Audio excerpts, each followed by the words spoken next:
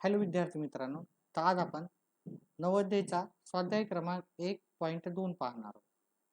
त्याच्यातला पहिला प्रश्न आहे 17, 8, 21, 13, 41, 2, 27, 31 आणि 51 या संख्यांपैकी मूळ संख्यांची बेरीज आहे. म्हणजे आपल्याला याच्यातल्या मूळ संख्या शोधायच्या आहेत आणि त्या सर्वांची बेरीज करायची. मग याच्यातल्या मूळ संख्या पाहिल्या, 17 ही एक मूळ संख्या आहे, ठीक आहे. 8 ही मूळ संख्या नाही. पहा, हे करण्यासाठी तुम्हाला मूळ संख्या पाठ असणे फार गरजेचे आहे, ठीक आहे. तर 21 आपल्याला माहिती आहे की मूळ संख्या नाही आहे. 13 ही मूळ संख्या आहे, ठीक आहे. 17 झाली पहिली मूळ संख्या, 13 ही दुसरी मूळ संख्या झाली. त्याच्यानंतर 41 पण मूळ संख्याच आहे, 2 ही मूळ संख्या आहे, ठीक आहे. व्यवस्थित लिहायचे, 2 इकडे न लिहिता एकक स्थानी लिहायचे. 27 ही मूळ संख्या नाही आहे, 31 ही मूळ संख्या आहे आणि 51 ही मूळ संख्या नाही. 53 मूळ संख्या, 51 आहे का नाही.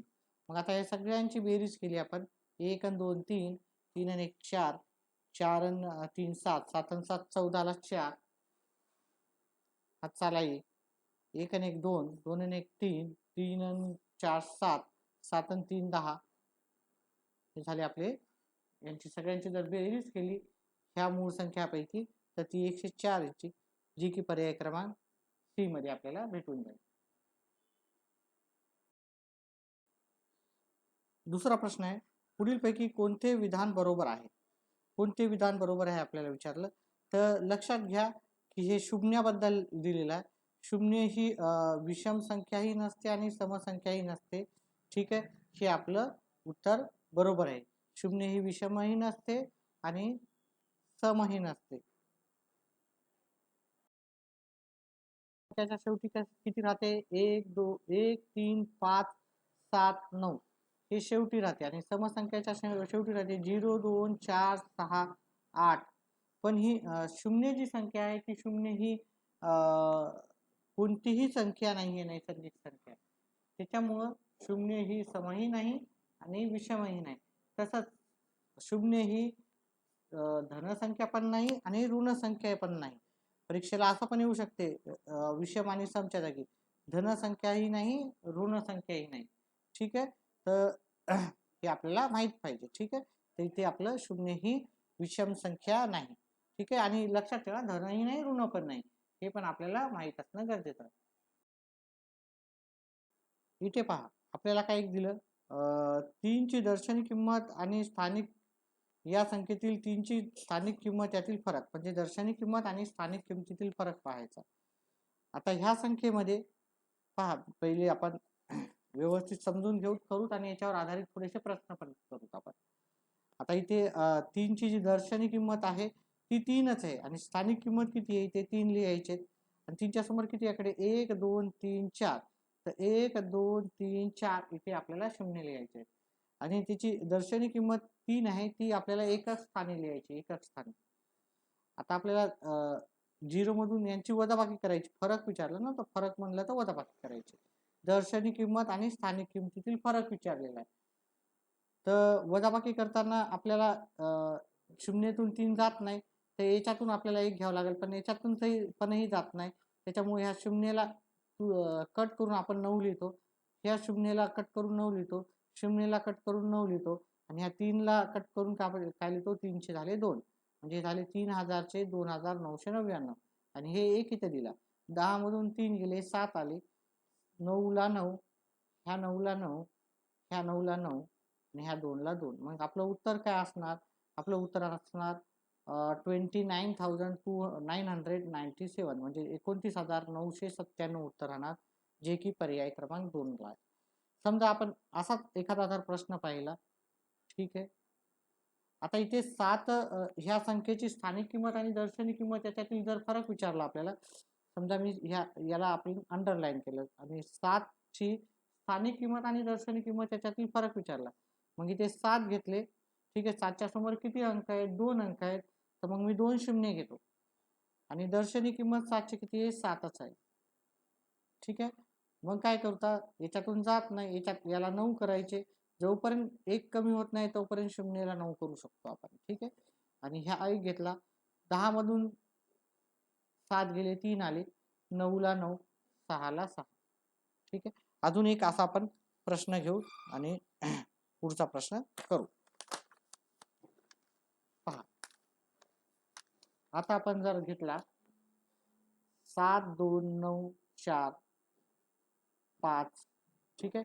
इथे जर आपल्याला विचारले 7 या संख्येची स्थानिक किंमत आणि दर्शनी किमती याच्यातील फरक. हे 7 घ्यायचे, 7च्या समोर 1 2 3 4 अंक आहेत, 1 2 3 4 अंक आहेत. हे 7 शेवटी लिहायचे, हे 7च लिहायचे तिथे. ठीक आहे. आणि याची वजाबाकी करायची. ठीक आहे. वजाबाकी करताना ह्या 9 ला 9 शून्यातून जात नाही, तर जेवढे शून्य आहे त्याला 9 9 करायचे आणि पुढच्या संख्येतून एक कमी करायचा.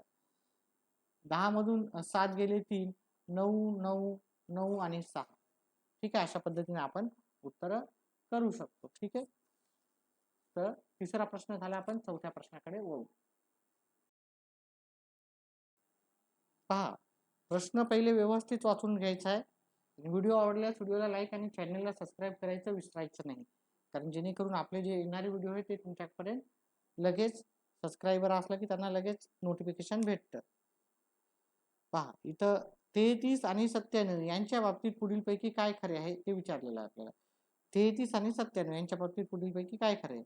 आता हे दोन्ही मूळ संख्या आहे का. पहा, मूळ संख्या तुम्हाला पाठ असणं गरजेचं आहे, कारण मूळ संख्येवर आधारित बरेचसे प्रश्न आपल्याला येतात. तर आपण जर पाहिलं 97 ही मूळ संख्या आहे, पण 33 ही मूळ संख्या आहे का. नाही, 33 ही मूळ संख्या नाही, त्याच्यामुळे दोन्ही मूळ संख्या असं आपण म्हणू शकत नाही. दोन्ही सहमूळ संख्या आहेत का. दोन्ही मूळच नाही तर सहमूळ काय राहतात काही नाही ते माहिती नाही. आता सहमूळ काय राहतात त्याचं माहिती नसेल एखाद्याला, तर आपण पुढचे पर्याय पाहू. ठीक आहे. दोन्ही 11ची गुणिते आहेत का. गुणितेचा अर्थ आहे की 11 त्याला दोघांना भाग जातो का, किंवा 11च्या पाड्यात येतात का. 11च्या पटीत आहे का. गुणिते म्हणजे पटीत. गुणिते म्हणजे काय, पटीत म्हणजे पाड्यात किंवा 11ने भाग जाणाऱ्या संख्या. ठीक आहे. दोन्ही 33 ला 11ने भाग जातो का. हो जातो. पण या 97 ला 11ने जातो का. नाही. 11 9 99, 11 8 88, म्हणजे हे आपलं उत्तर असू शकत नाही. दोन्ही समसंख्या आहेत का. बघा, समसंख्याच्या शेवटी राहते 0 2 4 6 8. ज्या संख्याच्या शेवटी राहतात त्या समसंख्या आहेत, हे आपल्याला सगळ्यांनाच माहिती आहे. मग ही समसंख्या आहे का. नाही, ही पण नाही. म्हणजे आपले 3 पर्याय ऑटोमॅटिकली कटले. मग आपल्याला विचार करायची गरज नाही. दोन्ही सहमूळ संख्या आहे, हाच आपला पर्याय असू शकतो. त्याच्यामुळे याचं उत्तर आहे पर्याय क्रमांक बी. पुढचा 5वा प्रश्न आहे, पुढीलपैकी कोणत्या अंकाची दर्शनी व स्थानिक किंमत एखाद्या संख्येमध्ये नेहमी सारखीच असते. तर पहा, अशी कोणती संख्या आहे असं विचारलं ज्याची दर्शनी किंमत आणि स्थानिक किंमत ही नेहमी सारखीच असते, सेमच असते. मग जर पाहिलं आपण इथं, आपण ह्या शून्याची संख्या पाहिली, ही आपण एक संख्या लिहिली. ठीक आहे. या लक्षात ठेवा, शून्य ही अशी संख्या आहे की ज्याची दर्शनी किंमत आणि स्थानिक किंमत सेम असते. आता ह्या शून्याची संख्या किंमत किती असणार. हे शून्य, शून्याच्या समोर किती शून्य लिहायचे. 1 2 3 4, 1 2 3 4, ही झाली त्याची स्थानिक किंमत. आणि दर्शनी किंमत शून्याची शून्य. आता शून्यमधून किती पण शून्य वजा करा, याच्यामध्ये काय फरक होणार आहे का. नाही.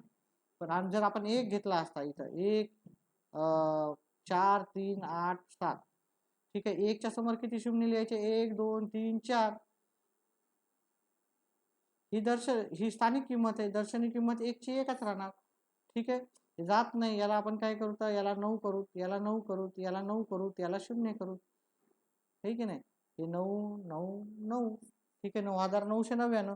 म्हणजे फक्त बाकी कोणत्याही संख्या बघा, त्याची स्थानिक किंमत आणि दर्शनी किंमत ही वेगळी दिसेल, पण 0 ही अशी एक संख्या आहे जिची स्थानिक किंमत आणि दर्शनी किंमत नेहमी सेमच राहणार. ठीक आहे. तर हे लक्षात ठेवायच्या. काही गोष्टी अशा आहेत की ते तुम्हाला पाठ करून ठेवायचे आहेत. याचा उत्तर. आणि मी शून्याच्या बाबतीत तुम्हाला अजून एक सांगितलं होतं, शून्य ही सम पण नाही, विषम पण नाही. सम किंवा विषम आहे का. विषम. हे सम पण नसते शून्य, विषम पण नसते. अजून एक सांगितलं तुम्हाला, ऋण आणि धन. शून्य ऋण किंवा धन आहे का. नाही, शून्य ही ऋण पण नसते आणि शून्य ही धन पण नसते. ठीक आहे. ह्या 3 गोष्टी लक्षात ठेवायची. शून्याची स्थानिक किंमत नेहमी शून्यच असते, ती सारखीच असते. शून्य ही समही नसते, शून्य ही विषमही नसते. शून्य ही ऋण पण नसते, शून्यही धनही नसते. ह्या गोष्टी तुम्ही लक्षात ठेवायच्या, याच्यावर आधारित प्रश्न नक्कीच येतो. ठीक आहे, चला पुढचा प्रश्न पाहू. चला पुढचा प्रश्न पाहिला. 4, 5, 0 आणि 3 या अंकापासून बनणारी सर्वात लहान 5 अंकाची पुनरावृत्ती होऊ शकते. तर संख्या कोणती असं आपल्याला विचारले, म्हणजे ह्या अंकापासून बनलेल्या पाहिजे सगळ्या संख्या. तर मी असा जेव्हा प्रश्न येतो ना, पहिले पाहतो की ह्याच्यामध्ये सगळ्या संख्या सेम आहेत का बघायच्या. ठीक आहे, मग आपल्याला कंपॅरिझन करायचं. पहिले ह्या दोन संख्या घ्यायच्या, 3 0 4 5 0 आणि 3 0 0 4 5. आता आपल्याला काय पाहिजे, सर्वात लहान. इथं सर्वात म्हणलं की मुलं काय करतात चुका, यांना वाटते सर्वात म्हणजे मोठ्या. मुलं अर्धवट प्रश्न वाचतात आणि उत्तर करतात, त्याच्यामुळे चुका होऊ शकतात. आपल्याला एकही चूक होऊ द्यायची नाही. तर सर्वात लहान संख्या विचारलेली आहे. मग सर्वात लहान जी संख्या असणार आहे ती असणार आहे आपल्याला याच्यामधून पर्यायापैकी पाहायची. तर मग मी पहिल्या दोन संख्या घेतल्या, तर मग ही लहान आहे का ही लहान आहे. लहानी संख्या ही आहे, मोठी संख्या ही आहे. मग पहिले मी कट करून टाकलं, म्हणजे माझा पर्याय क्रमांक 1 नसणार आहे उत्तर. मग मी जे उत्तर आलं आहे त्याला दुसऱ्या संख्येशी कम्पेअर करतो, म्हणजे 3 0 0 4 5 हे आपलं उत्तर आलं या दोघांपैकी. आणि हे 34,500. आता याच्यामध्ये जर आपण लहान संख्या पाहिली तर याच्यामध्ये पण आपल्याला लहान संख्या हीच भेटणार. ही मोठी संख्या आहे, 34,000 आहे, ही 30,000 आहे. तर ही मोठी संख्या आहे, हे पर्याय नसणार आहे आपलं. हा पर्याय त्याचं उत्तर असू शकते. आता तिसरं आहे, आता आपल्याला उरलेल्या ज्या संख्या आहेत 3 0 0 4 5 आणि ही जी उरलेली संख्या आहे 30,540, ह्या दोघांमध्ये आपण कम्पेअर केलं तर ही 30,045 आहे आणि 30,540 आहे. तर मग ही संख्या छोटी आहे, ही संख्या मोठी आहे ना. 30 इथं पण 30 आहे, इथं पण 30 आहे, पण इथं 540 आहे, इथं 045 आहे. मग मोठी संख्या कोणती आहे, ही मोठी आहे, ही लहान आहे. मग आपल्याला याचं उत्तर हे नसणार आहे आणि पर्याय क्रमांक बी आपलं याचं उत्तर राहणार आहे.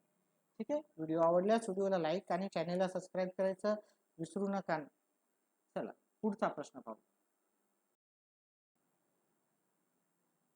पहा, तुम्हाला एक गोष्ट लक्षात पाहिजे, इथं भरपूर काही दिलेलं दिसतंय. ठीक आहे, पण आपल्याला लक्षात ठेवा, ही n म्हणजे नैसर्गिक संख्या.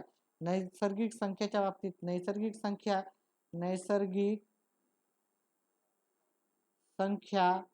संख्यांची जी सुरुवात होते,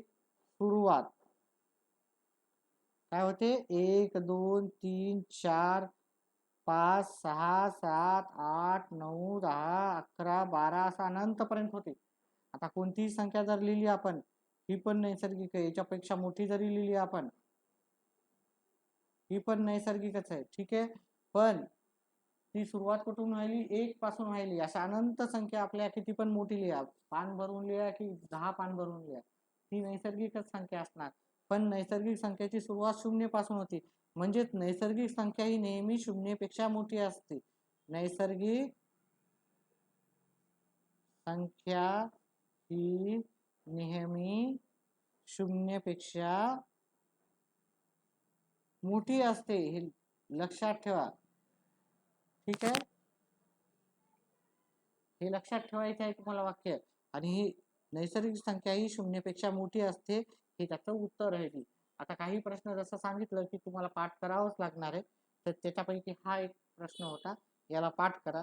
अशा प्रकारे आपण स्वाध्याय क्रमांक 1.2 पाहिलेला आहे. व्हिडिओ आवडल्यास व्हिडिओला लाईक आणि चॅनलला सबस्क्राईब करा. व्हिडिओ पाहिल्याबद्दल धन्यवाद.